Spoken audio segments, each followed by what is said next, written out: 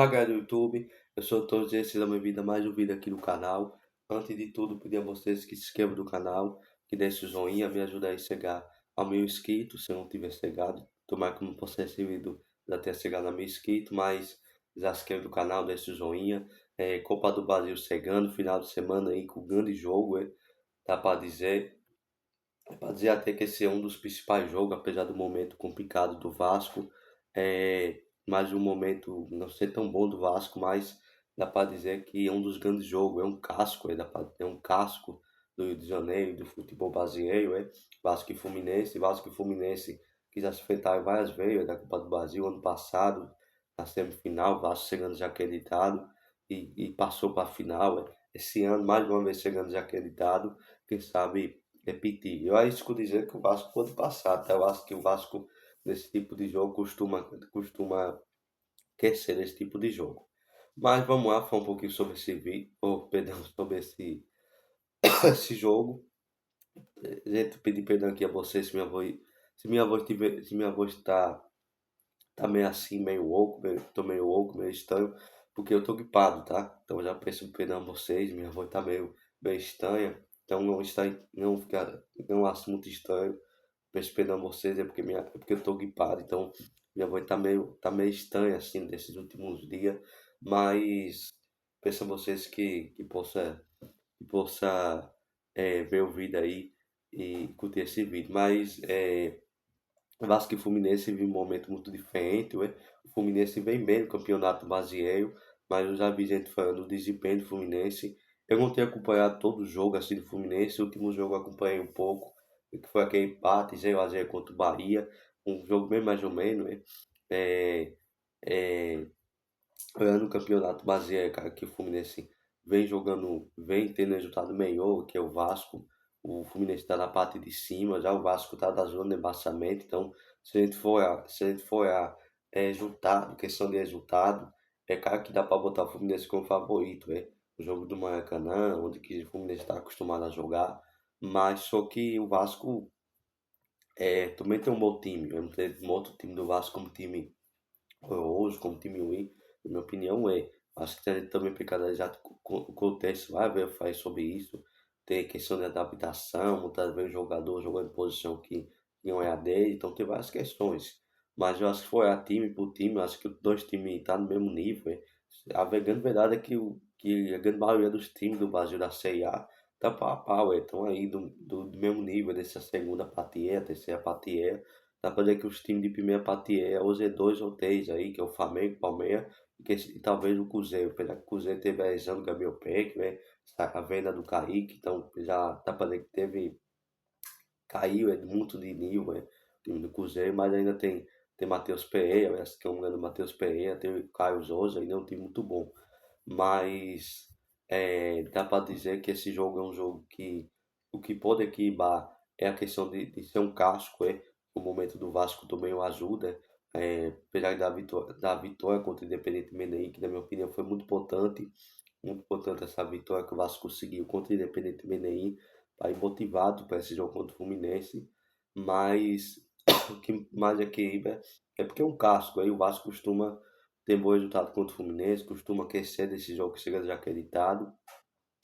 Então acho que tem tudo para ser um grande jogo. Eu acho que cara que não tem pode achar que de repente os analistas, todo mundo que o resultado mais normal depende da vitória do Fluminense.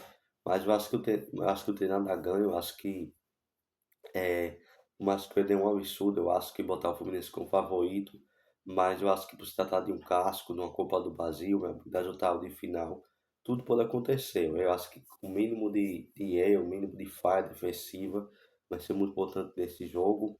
É, Ao contrário, defende o Fluminense que reforçou o time, o Vasco não trouxe tanto reforço ainda dessa jornada, ainda então não deve ter tantos reforços assim desse jogo, mas eu acho que tem tudo para o Vasco conseguir fazer um bom jogo, né? Eu acho que essa vitória com certeza deve ter dado muita confiança para os jogadores, diminuindo essa pressão. Então o Vasco chegando assim mais um ano, né? Que o Vasco chegando já acreditado da Copa do Brasil numa fase importante, oitava de final, lembrando que as quartas de final jogo aí, quem passa já vai para as quartas de final, vai ficar entre os outros melhores times aí da Copa do Brasil, da competição. Então acho que tem tudo para ser um grande jogo do Maracanã, um jogo que vai ser 5h30, o jogo da Copa do Brasil, dia 1º de agosto, se eu não me engano, dia 1º de agosto, eu não se lembro direito, mas se eu não me engano, é quarta-feira, 9h30, 9h30 da noite, então são dois jogos importantes, eu acho que é muito importante algum dos times sair da frente, né? Apesar que eu acho que 1-0, eu acho que o Tira ganha tem 2-0, mas 2-0 já é meio difícil, né? Mas eu acho que até se ganhar de 1-0, eu ainda acho que tá aberto para qualquer um, mas eu acho que